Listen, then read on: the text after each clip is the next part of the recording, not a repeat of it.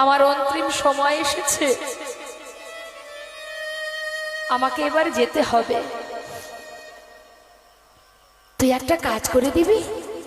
আজ কিন্তু আর মনে নেই মা যে ভগবান পুত্র সেজে পাশে বসে আছে, সবকিছু বিস্মরণ হয়ে গেছে, ভেবেছে নিজের পুত্র। অগোপীনাথ, যাবার আগে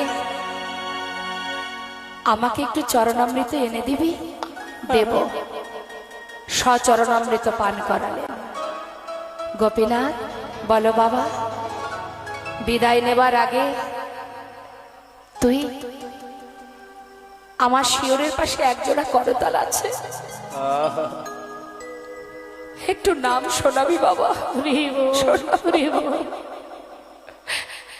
করতাল হাতে করে নিয়ে ভগবান নাম করছে, হরে কৃষ্ণ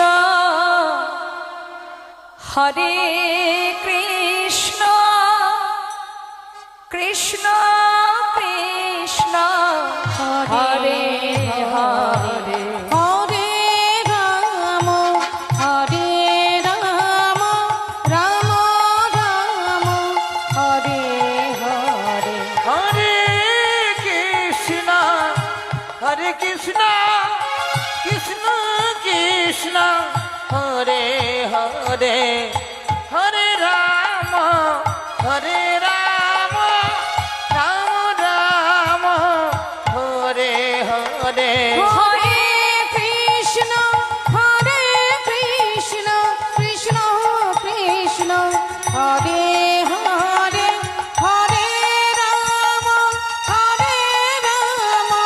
রাম রাম হরে হরে হরে কৃষ্ণ হরে কৃষ্ণ কৃষ্ণ কৃষ্ণ হরে হরে হরে রাম হরে রাম রাম রাম হরে হরে। চলে গেল প্রাণ পাখি উড়ে, কেউ জানলো না। এলাকাবাসী প্রভু নিজে পুত্র সেজে ডেকে ডেকে বললেন, তোমরা শিগগিরই এসো, আমার বাবা মারা গেছে, তার শেষকৃত্য করতে হবে। জানবা মাত্রই ছুটে এলো সবাই, সুন্দর করে মাটি খুঁড়ে গর্ত করে তার মধ্যে গোবিন্দ ঘোষের সমাধি দিলেন। কিন্তু মন্দিরের পূজা সে কি আর বন্ধ থাকে?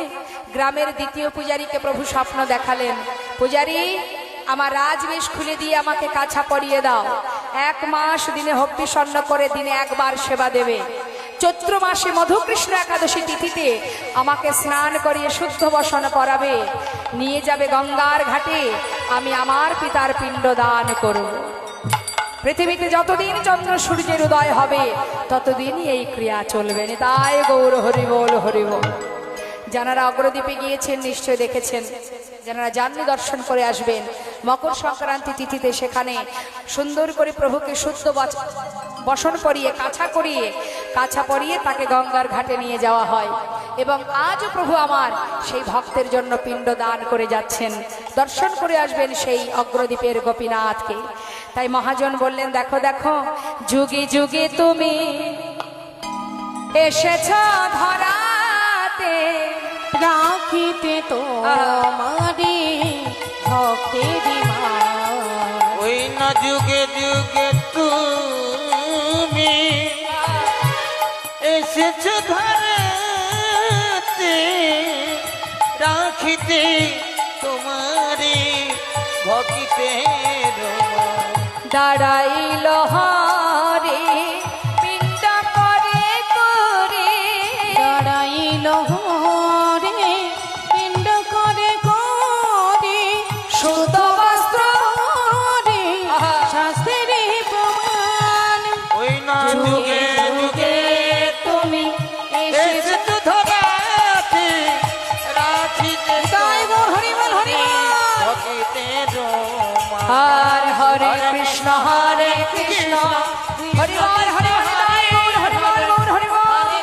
হরে রাম রাম রাম হরে হরে, হরে কৃষ্ণ কৃষ্ণ কৃষ্ণ হরে হরে, হরে রাম রাম রাম হরে হরে।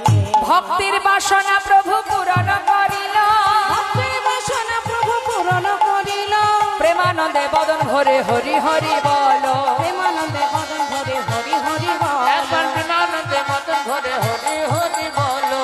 জয় নেতাই জয় গৌর। আমাদের লীলাকে এবার আমরা বিশ্রাম রাখবো।